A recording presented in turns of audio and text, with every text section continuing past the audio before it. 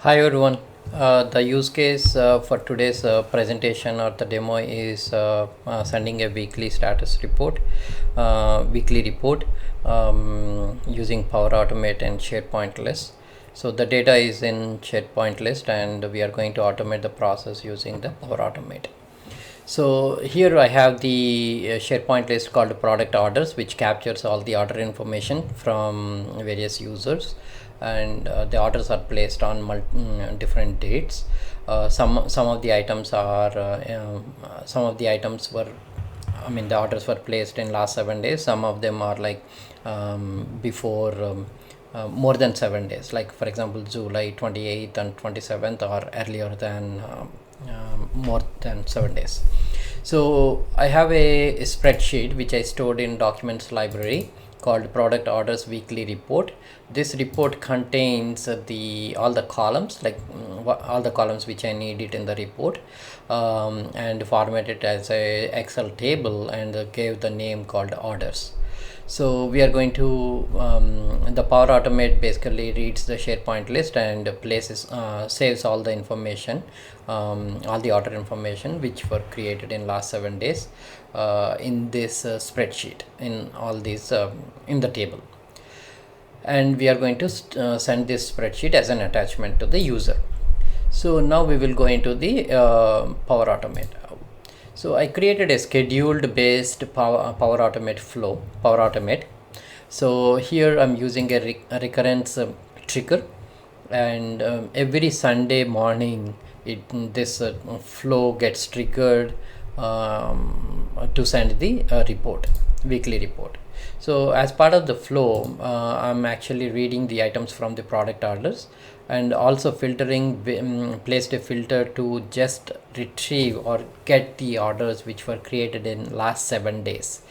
If I don't put this filter, it will get all the items from the product orders. Just to ensure to improve the performance, we must definitely use the other advanced options like the filter query or top count, and limit columns by view, the additional properties here. So I use the filter query to filter all the data based on last 7 days.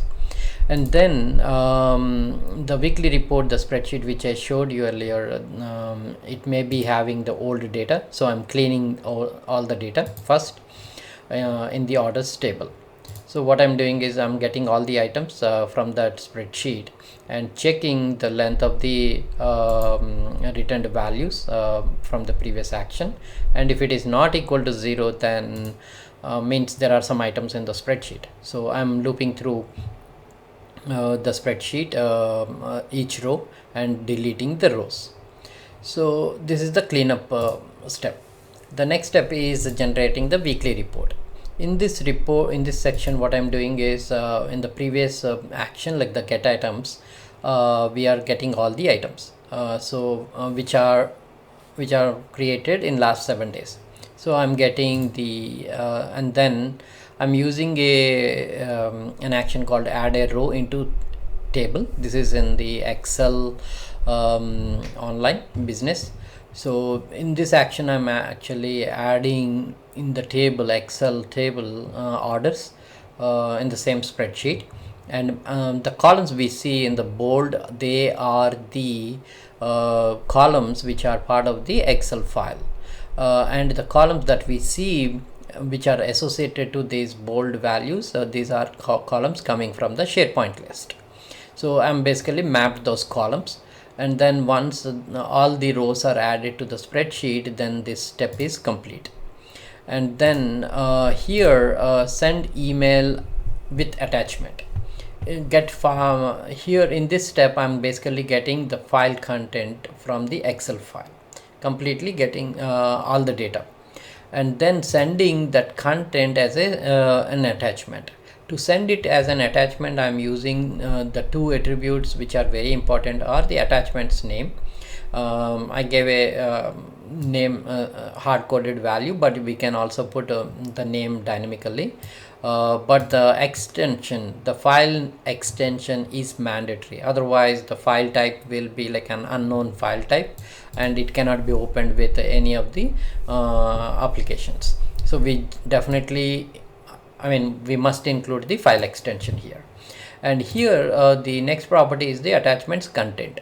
Here the file content, this I'm getting, this attribute I'm getting it from my previous action, the get file content. Okay, once once the flow runs, then we will get an email to the user.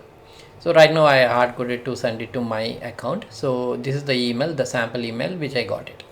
So the custom message and also the report, which is in the format of an Excel file. So here when I open it, I get all the rows here, all the columns which I showed you earlier in the spreadsheet, and all the rows. These are the orders which were generated in last 7 days.